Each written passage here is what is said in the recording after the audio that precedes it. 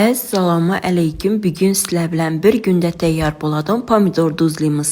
Pomidorlarni yaxshilab yuvib 4 bo'lakka bo'lib olamiz. 1 litrlik bankaga ukrop, bolgariski, 1 dona lavr yaprog'i, qaramurt solib olamiz. Pomidor va chesnoklarni ham solib,